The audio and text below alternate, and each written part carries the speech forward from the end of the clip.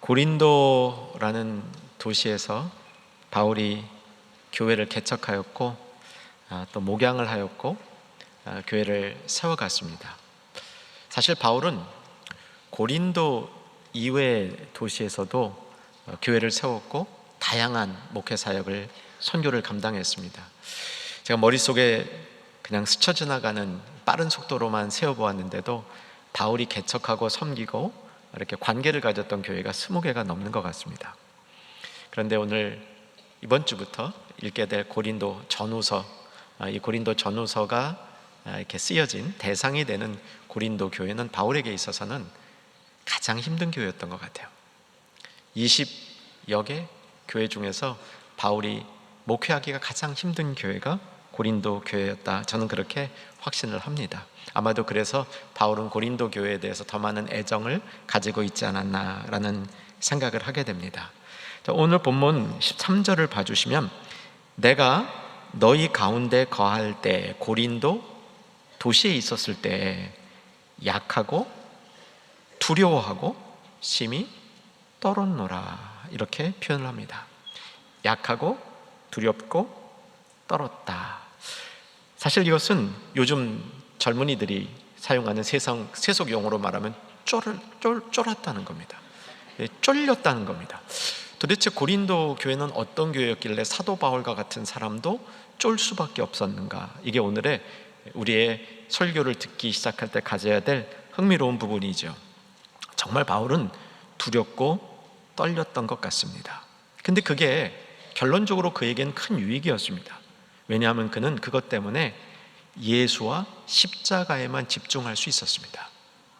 사실 우리가 두렵고 떨리는 마음을 가지고 그것이 인간이 약해서가 아니라 하나님의 앞에서 우리가 두렵고 떨림을 가지면 그 어떤 일도 못할 일이 없습니다. 우리는 오히려 나를 믿고 나가다가 태만해지고 오만해지고 교만해져서 망하는 거죠. 바울은 고린도라는 상황이 그에게는 특별한 상황이었고 정말 그는 약하고 두렵고 떨렸던 것 확신합니다. 그런데 그럼에도 불구하고 그는 고린도에서 그 어느 때보다도 복음의 능력을 발휘할 수 있었던 것은 그런 환경이 그로 하여금 예수님과 십자가에만 집중하게 하였기 때문이죠. 바울이 두렵고 쫄렸다, 떨렸다, 저는 이해가 잘 되지 않았습니다. 고린도 후서 11장 24절에서 27절을 보게 되면 많이 고난을 당했어요. 40대에 한 대를 감해서 40대를 맞으면 사람이 죽는다 그러죠. 그래서 한 대를 빼고 때렸답니다. 그런 걸 5번이나 당하다 보니까 그의 삶은 상당히 고난을 이기는데 익숙한 삶이었을 거고요. 배를 타고 다니다가 파선 당했던 경험도 있고, 강을 건너다가 강에 이렇게 휩쓸려가는 경험도 있었을 것이고, 굉장히 그는 많은 수고와 애쓰고 여러 번 줄이고 목마르는 가운데 사역을 해왔기 때문에 웬만한 환경 속에서 그가 떨리고 두려웠다? 전 잘 이해가 가지 않았습니다. 디모데 후서에 보면 사자의 입에서 건져냈다, 이거는 상징적인 표현이지만 실제로 사자의 입에 바울이 들어간다 하더라도 저는 바울이 담댔을 것 같아요. 사도행전의 주제처럼 복음의 거침없는 전진, 이것을 위해서 바울이 정말 놀랍게 쓰임받았다는 사실을 우리는 다 알고 있는데, 도대체 어찌하여서 고린도에서 바울은 약하고 두렵고 떨렸다고 표현을 할까요? 이것은 아마도 고린도라는 도시의 당시 상황을 이해하지 않으면 알 수 없을 겁니다. 이제 사진을 한 장 보여드릴 테는데요, 여태까지 보여드리던 사진하고 장르가 좀 다릅니다. 이해하시고 양해하시고 사진을 보시기 바랍니다. 올려주세요. 제 얼굴이 가운데 턱 들어있는 사진을 이렇게 올려서 여러분 다소 죄송합니다. 제 뒤에 있는 배경이 옛 고린도를 지금 발굴해 놓은 고린도 유적지입니다. 그리고 저 뒤에 보면 이렇게 바위산이 하나 보이죠? 그 위에 고린도 그 아크로폴리스라 그러죠. 언덕 위에 있는 진짜 옛 도시가 그 위에 중심 도시가 있었고요. 그 밑에 이제 큰 도시에 이제 이 범주들이 하얀 것들 보시면 알 겁니다. 제가 들어간 사진을 왜 올렸겠습니까? 가봤다는 얘기를 하려고 그러는 거죠. 근데 여러분이 제가 가봤다는 사실은 다 알 것 같아요, 그죠? 안 가봤다고 생각을 안 하실 거예요. 가봐도 여러 번 가봤습니다. 5손가락은 넘어가는 것 같아요. 또 몇 번은 거기서 이렇게 며칠을 지내면서 그 지역까지 다 이렇게 탐사한 경험도 있습니다. 저는 사실 지금도 그 고대 발굴되어 있는 고린도 제 얼굴 뒤에 나왔던 저 부분을요 그냥 거의 기억을 해요. 이렇게 주마등처럼 이렇게 돌릴 수가 있습니다. 이 얘기를 왜 드리냐면요, 지금부터 제가 압축해서 고린도 상황을 말씀드릴 테니까 믿어달라는 거예요. 정확하다고 생각하고 믿어달라는 겁니다. 고린도는 크게 당시에 3가지로 요약될 수 있습니다. 첫째는 우상의 도시였습니다. 제 사진이 있었던 제 얼굴이 있었던 사진 뒤에 이렇게 바위산이 보였죠? 그 맨 꼭대기 위에 고린도 도시가 있었습니다. 여러분 아테네도 가면요 파르테논 신전 보면 언덕 위에 있죠. 거기 아크로폴리스라고 그러잖아요. 아크로, 그 같은 뜻이죠. 언덕 위에 도시가 세워졌습니다. 외적을 방지하기 위한 것이죠. 저 한번 올라가는데도요 굉장히 오래 걸립니다. 다음 기회에 혹시 고린도 가실 분 있으면 올라가시는 거 강추는 안 하지만 건강한 분 추천은 해드립니다. 올라가면 유익이 있어요.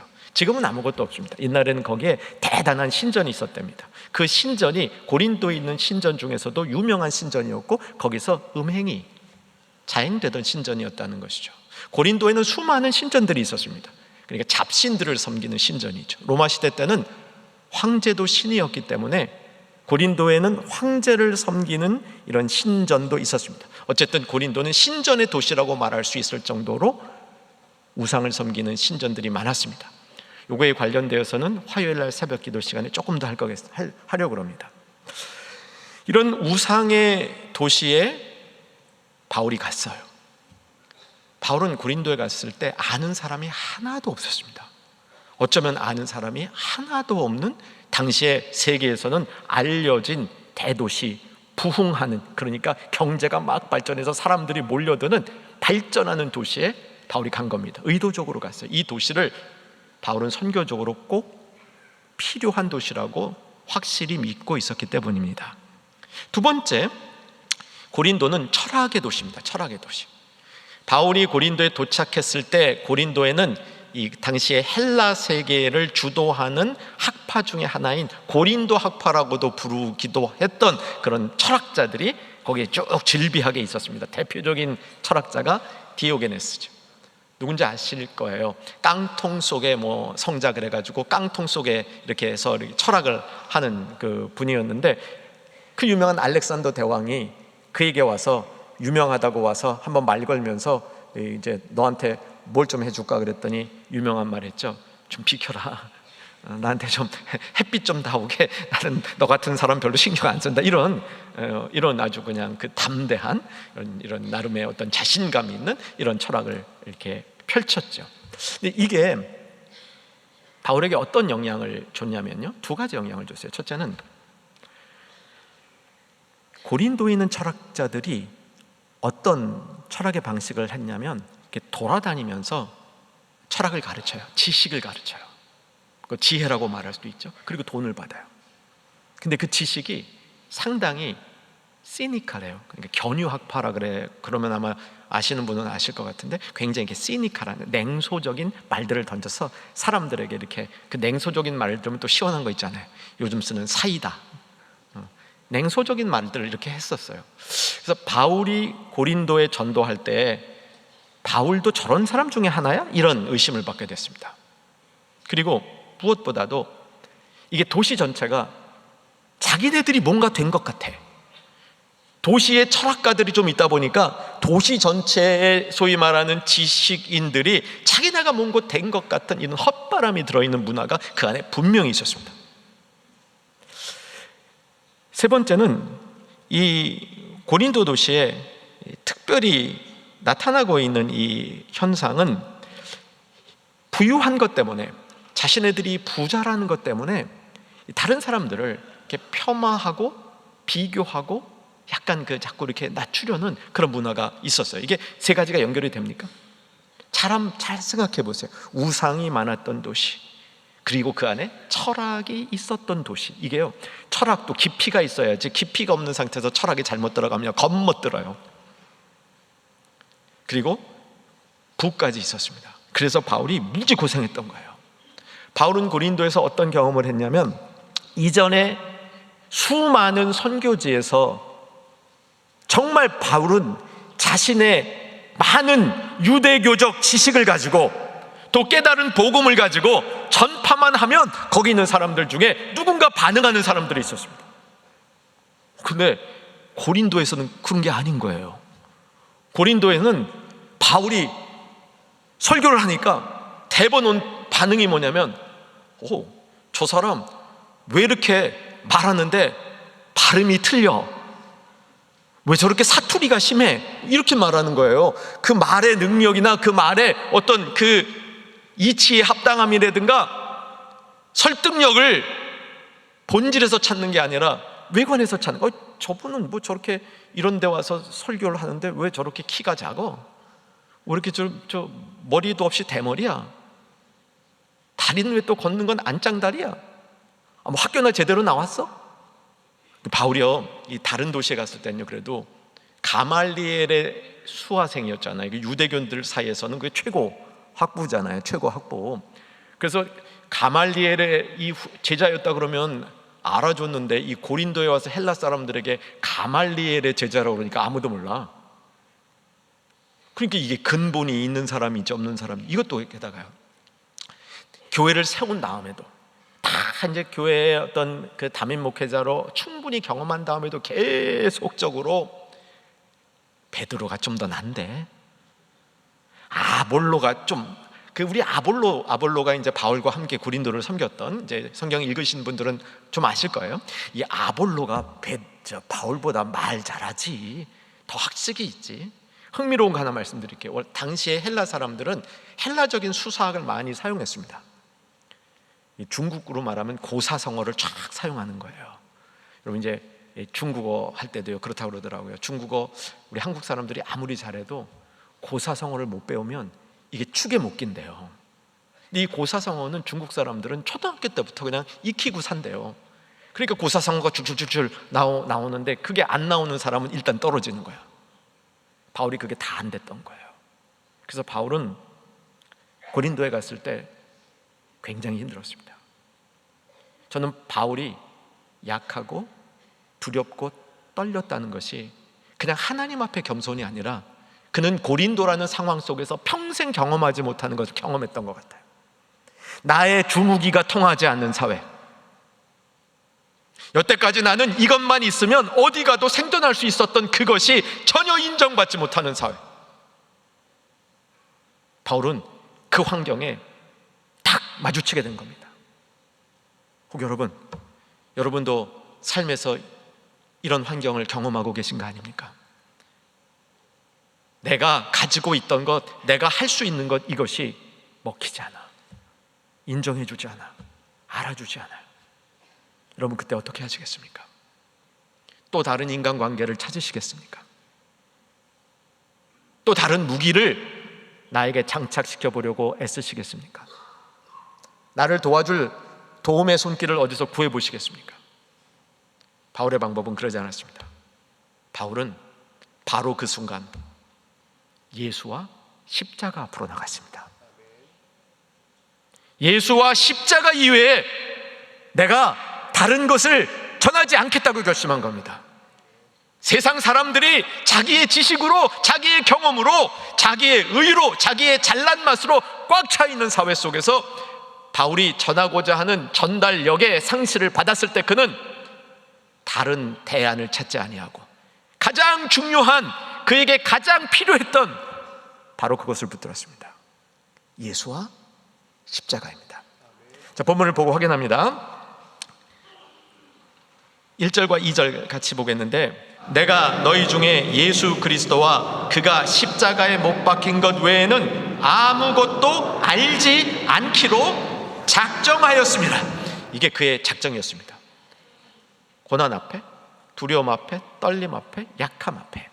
여러분, 이 방법을 가슴속 깊이 익히시는 축복이 임하기를 주 안에서 소망합니다. 안 된다 할 때, 절벽을 맞는 것 같을 때, 태산을 맞는 것 같을 때, 내가 가진 것으로 해결이 안 된 것 같은 상황을 만났을 때 예수와 십자가, 네, 그것만 알기로 작정했대요. 예수와 십자가만 말하기로 작정한 게 아니고 그것만 알기로 작정했대요. 더 멋있지 않아요? 예수와 십자가 아는 것으로 나에게 꽉 채워서 누르면 그것만 나오게 한다는 뜻이죠. 여기서 오해를 좀 풀어가야 됩니다. 이 얘기는 무슨 얘기냐면 우리가 세상을 살아가는데 예수와 십자가만 필요하다는 얘기가 아닙니다. 바울이 여기서 얘기하고 있는 것은 그의 중심에 예수와 십자가만 놓고 다른 지식, 경험, 지혜들은 그 주변에 놓겠다는 뜻입니다.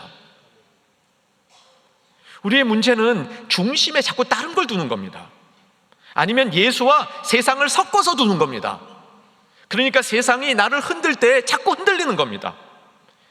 여러분, 어려움을 맞이하고 또 내가 정말 아무것도 아닌 것 같은 나의 작아짐을 느낄 때, 사랑하는 여러분, 오늘 바울의 방법을 꼭 기억하실 수 있기를 주의 이름으로 축원합니다. 1절을 보시면요, 형제들아 내가 너희에게 나아가 하나님의 증거를 전할 때 말과 지혜에 아름다운 것으로 하지 아니하였나니. 여기 아름답다라는 말이 나오죠. 아름답다라는 말은 여기 이제 세상의 지혜를 표현하고 있는 표현이라고 보입니다. 저는 이제 보통 우리나라 성경에서 아름답다 그러면 원어로 제가 상상을 해봐요. 제가 상상할 수 있는 원어 범위가 한 2개, 3개 단어가 있었는데 찾아보니까 다른 단어더라고요. 여기서 말하는 아름다움은 현란함, 탁월함 이런 거예요. 말 참 탁월하게 하는 사람 있죠. 말 참 현란하게 하는 사람이 있습니다. 바울도 어떤 때에는 그렇게 현란하고 탁월한 말로 설교를 하고 성도들을 가르쳤던 경험이 있었을 거예요. 그런데 고린도에 오니까 안 되는 거예요, 그게. 고린도 사람들은 그 귀가 현란한 가르침에 익숙해 있는 귀를 갖고 있는 겁니다. 그래서 바울같이 어눌한 표현을 쓰는 사람에게는 아예 들을 생각도 안 하는 겁니다. 제가 현란한 말을 못 쓰고 목소리도 약하고, 그래도 여러분 이렇게 잘 듣고 겸손한 마음으로 같이 하나님 말씀 앞에 나오는 이 모습이 이 고린도 교회하고는 전혀 다른 것 같습니다. 충영교회와 고린도 교회는 거리가 멀다. 그런데 이렇게 바울이 십자가에만 집중할 때 그가 깨달았던 것은 세상의 지혜와 하나님의 지혜가 어떻게 다른가, 이걸 깨달았습니다. 여러분, 예수, 오직 예수 신앙 갖고 계시죠? 여러분 꼭 갖고 계신 줄로 압니다. 그런데 오직 예수의 신앙이 잘 작동이 안 할 때가 있어요. 오직 예수의 신앙이 작동을 잘하려면 오늘 바울이 했던 방법을 좀 우리가 잘 기억해뒀으면 좋겠어요. 오직 예수의 신앙은 하나님의 지혜를 얻는 신앙입니다. 우리가 어려운 상황 속에서 오직 예수, 오직 예수, 오직 예수, 오직 십자가, 오직 십자가, 오직 십자가, 이렇게 잘 안 된다는 거예요. 근데 바울은 어떻게 했냐면 내가 세상의 말과 세상의 지식으로 현란한 말로 전하는 것이 아니라 하나님의 지혜를 얻기 위해서 오직 예수와 십자가에 집중했다, 이 얘기입니다. 그는 오직 예수와 십자가만 알므로 결국 그는 세상의 지혜와 구별되는 하나님의 지혜를 얻었다는 겁니다. 하나님의 지혜가 어떤 것인지 이제 살펴보려는 거죠. 바울이 이때 얻었던 하나님의 지혜는 어떤 것인지 살펴보려고 하는 겁니다. 여러분, 세상의 지혜와 하나님의 지혜를 구별하는 법을 우리는 알아야 하는데, 세상의 지혜와 하나님의 지혜를 구별하기 위해서 세상의 지혜가 어떤 것인지 많이 아는 것은 큰 도움이 안 된다는 거죠. 거짓과 가짜를 구별할 때 거짓된 것이 무엇인지를 아무리 많이 알려고 해도, 그것을 많이 알아도 진짜 구별이 안 된다는 거 여러분 알고 계시죠? 배우셨죠? 어떻게 해야 되냐면 진짜에 집중하는 거예요. 진짜에. 그래야 거짓은 다양한 모습으로 나타나기 때문에 진짜에 집중하면 거짓이 어떤 것인지 감이 온단 말이에요. 자, 그러면 바울이 얘기하고 있는 하나님의 지혜는 어떤 것일까요? 우리 본문을 통해서 살펴보겠습니다. 7절을 보시면 하나님의 지혜에 대해서 얘기하는데, 그 전에 5절을 보고 가야 될 것 같아요. 하나님의 지혜와 사람의 지혜를 이렇게 구별하는 것 먼저 보고 갔으면 좋겠습니다. 너희 믿음이 사람의 지혜에 있지 아니하고 다만 하나님의 능력에 있게 하려 하였노라. 하나님의 능력은 하나님의 지혜를 다른 표현으로 바꿔놓은 겁니다. 그러니까 본문 안에서는 하나님의 지혜, 하나님의 능력을 동의어로 보시면 되겠습니다. 6절 제가 읽겠습니다. 그러나 우리가 온전한 자들 중에서는 지혜를 말하노니, 하나님의 지혜를 말하는 거죠. 이 세상 지혜가 아니요 또 이 세상에서 없어질 통치자들의 지혜도 아니요. 이 세상의 지혜를 통치자들의 지혜라고 얘기해요. 이게 통치자들의 지혜라는 말은 이렇게 보셔야 돼요. 세상의 지혜가 통치자들이 갖고 있기 때문에 이게 힘이 있어 보여요. 그거 안 따르면 망할 것 같아. 손해볼 것 같아. 그거 안 따르면 내가 대세에서 밀려날 것 같아요. 그래서 이 세상 지혜의 모습을 통치자들의 지혜라고 표현한 겁니다. 근데 이게 오래 못 가. 얼마 못 간다는 겁니다. 7절 같이 읽겠습니다. 오직 은밀한 가운데 있는 하나님의 지혜를 말하는 것으로서 곧 감추어졌던 것인데 하나님이 우리의 영광을 위하여 만세전에 미리 정하신 것이라. 아멘. 감추어졌대. 하나님의 지혜의 특징은 감추어졌던 것이고요. 그러나 만세전에 미리 정하신 것이라고 얘기하고 있습니다. 하나님의 지식은 은밀한 데서 작동합니다. 세상의 지혜는 떠들썩하죠. 대단한 거 발견한 것처럼 떠들썩합니다.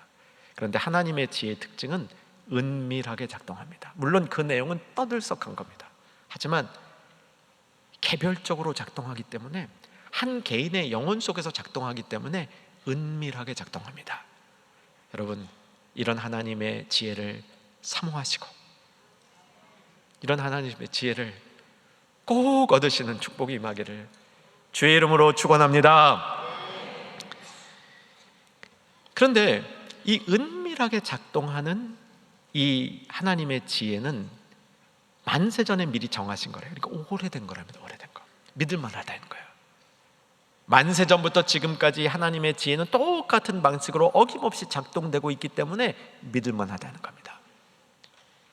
하나님의 지혜의 핵심이 은밀했던 하나님의 지혜의 핵심은 드러나는 건데 십자가를 통해서 드러나는 거예요.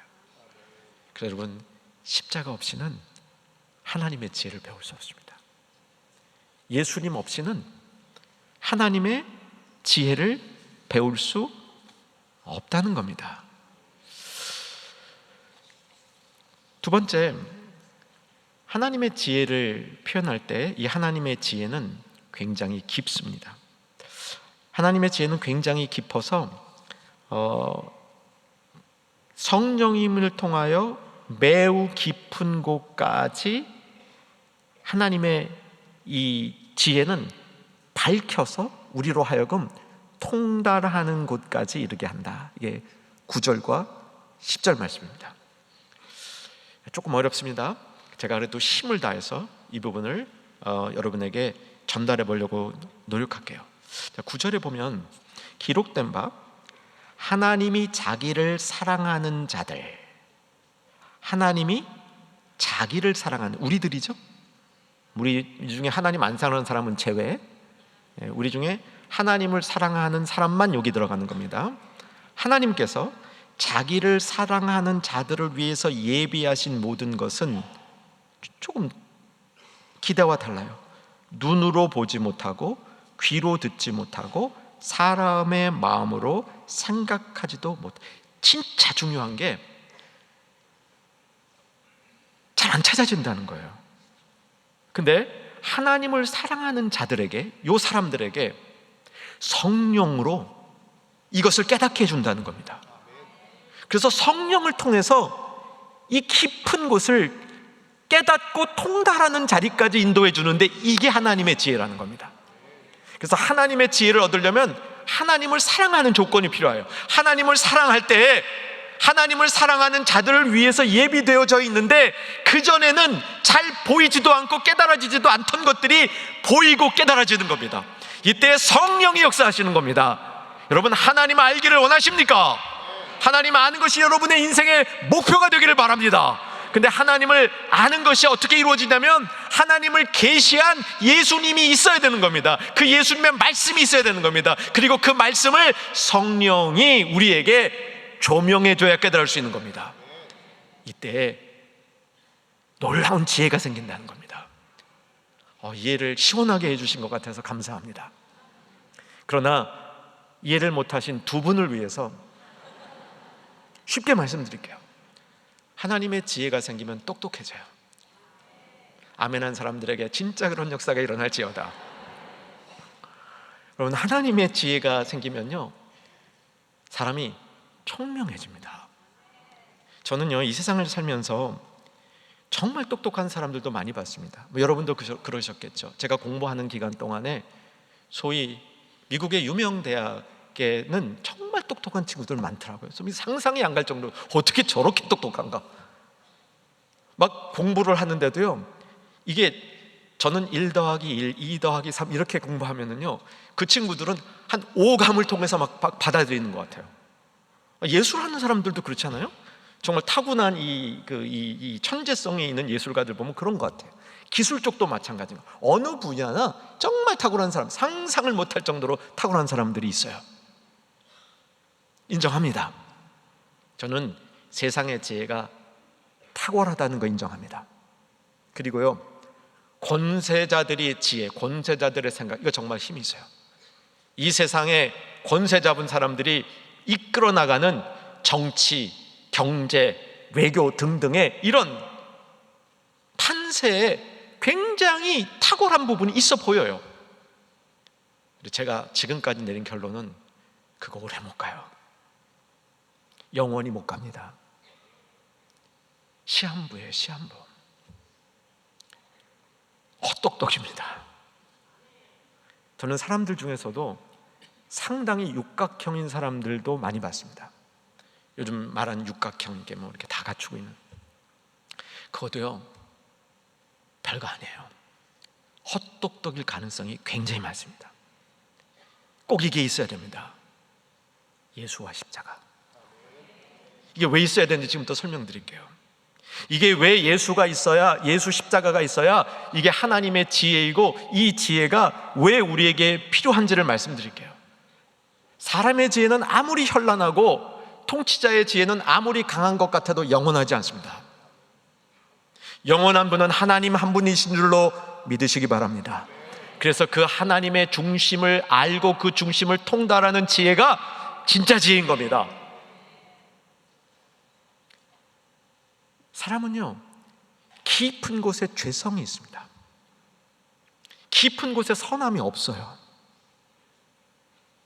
아무리 괜찮아 보이는 것 같은 사람도 깊은 곳에 죄성이 있지 선함이 있지 않습니다. 그 죄성이 선함으로 바뀌려면 십자가에 다른 방법이 없어요. 그 어떤 것도 인간 깊숙이 있는 죄성을 바꿀 수 있는 게 없습니다.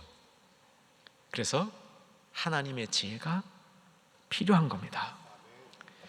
세상에 말 제일 잘하는 사람들이 제가 보기에는요, 그 텔레비에 나와서 물건 파시는 분들 있죠. 뭐지 그거? 뭐라 그래요? 그거요, 그거. 그거 하시는 분들 정말 많이 잘해요. 정말 대단히 잘해요. 사기 싫은 물건도 막 사게 만들어요. 그런데 정말 우리에게 필요한 지혜는 사람을 설득시키는 지혜입니다. 사람의 설득이 되어지는 지혜입니다. 세상의 지혜는 결코 통달할 수 없습니다. 저는 오늘 본문에 나오는 이 통달이라는 표현이 있잖아요. 성령은 깊은 곳까지 통달하시는다. 이 통달이라는 표현을 이렇게 해석해 봤어요. 아까도 잠깐 언급드린 대로 고린도에 보면 그 견유학파라 그래갖고 철학가들이 있었잖아요. 이 철학가들이 마치 자신들이 세상을 통달한 것처럼 살았어요. 자신이 세상을 통달한 것처럼 다른 것들을 좀 이렇게 냉소적으로 대하면서 이렇게 살았는데, 이 세상의 지혜가 그런 것 같아요. 세상의 지혜가 냉소적이고 무시하고 때로는 우리가 믿는 신앙에 대해서도 냉소적일 때가 있습니다. 근데 여러분, 세상의 지혜도 똑똑한 사람들은 저는 하나님을 믿어야 된다고 생각합니다. 왜냐하면 죽은 다음에, 안 믿는 사람들에게 입장에서 보면 죽은 다음에 사후세계가, 천국이 있을 가능성이 있어요, 없어요? 안 믿는 사람에게도 그 가능성은 있잖아요. 우리는, 저와 여러분은 죽은 다음에 천국이 있다는 사실을 믿으시죠? 네, 저는 확실히 믿습니다. 여러분도 그럴 수 있기를 바랍니다. 그러시기를 바랍니다. 그런데 안 믿는 사람을 생각해 보세요. 안 믿는 사람이 냉소적으로 세상 걸 다 통달했어. 사람의 지혜를 가지고 이 세상의 모든 이 판단의 기준이 이 권세자인 내가 판단하는 게 맞다고 지금 주장을 하고 있어요. 그래서 다 따를 수밖에 없게 됐어요. 그런데 그분이 사후세계가 없다고 단정을 할 수 있을까요? 없잖아요. 여러분, 사후세계가, 믿지 않은 사람들에게 사후세계가 있다면 어떻게 되는 겁니까? 폭망이죠. 없는 줄 아는데 있으면 폭망 아니에요. 그러니까 정말 여러분, 세상의 지혜만 가지고도요, 일단 예수님은 믿고 봐야 돼요. 그때 사후세계가 있으면 어떡해요? 대박이죠. 이거 제 논리가 아닙니다. 제가 원래 이렇게 얘기하는 사람이 아니잖아요. 이 논리는 파스칼의 논리입니다. 파스칼은 수학자였고 그의 유명한 팡세라는 책에서 도박사의 논증을 펼치는데 이렇게 펼치는 거예요. 신이 존재할지 안 할지는 믿지 않는 사람에서 볼 때는 모르는 거 아니냐. 그럼 도박사가 어디다 베팅해야 될 거 아니냐. 어느 쪽으로 베팅할래? 신이 없다는 쪽에 베팅했다가 있으면 망하는 거고, 신이 없다는 쪽에 베팅했다가 혹 신이 계시면 성공하는 건데, 신이 계시다고 베팅했다가 혹 안 계셔도 뭐 크게 망할 거 없잖아요. 제 논리 아닙니다. 파스칼의 논리입니다. 그러면 세상의 지혜로도 여기까지는 갈 수 있어야죠. 하나님의 지혜를 사모하는 우리 모두 될 수 있기를 주 안에서 소망합니다.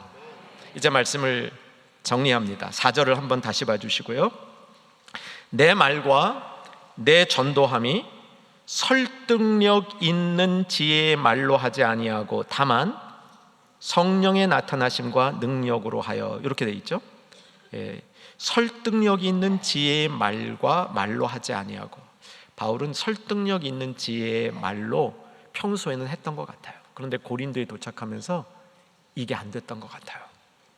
그래서 그는 더욱더 예수 십자가를 붙들었고 하나님의 지혜를 받아서 그 지혜로 고린도에 복음을 전하고 교회를 세웠습니다. 그에게 또 다른 설득력이 생긴 겁니다. 사람의 지혜와 말에 있는 설득력이 아니라 하나님의 지혜 속에 있는 설득력을 가진 겁니다. 이게 능력이라는 거예요. 여러분, 하나님의 지혜를 꼭 사모하시기 바랍니다. 하나님의 지혜가 주는 능력도 받으시기 바랍니다. 그 능력이 뭐냐면 설득력이라고 저는 믿습니다. 여러분, 설득력 있는 인생이 되시기를 바랍니다. 적어도 예수님을 증거하고 사람이 살아야 될 바른 길을 얘기할 때 주변 사람들에게 내가 그것을 얘기하는 것이 설득력이 있는 인생이 되어야 됩니다. 우리는 전도를 기술이나 관계로 하는데 끊쳐서 안 됩니다. 우리의 인생 자체가 설득이 되는 인생이 돼야 돼요. 하나님 앞에 설득이 돼야 되고 사람들 앞에 설득이 되어줘야 됩니다. 왜 저렇게 살아? 그냥 입으로만 바르게 사세요라고 다만 다른 사람에게 얘기하는데 다른 사람이 너나 잘하세요. 설득이 안 된 거잖아요. 그래도 저분이 얘기하면 뭔가 내가 저분의 얘기를 들을 만하다, 이게 설득이 되는 인생입니다. 여러분, 오늘 사람의 지혜 아니고 하나님의 지혜로 바울이 살았던 이 모습을 보면서 저와 여러분의 신앙생활이 설득이 되는 신앙생활이 될 수 있기를 주의 이름으로 축원합니다.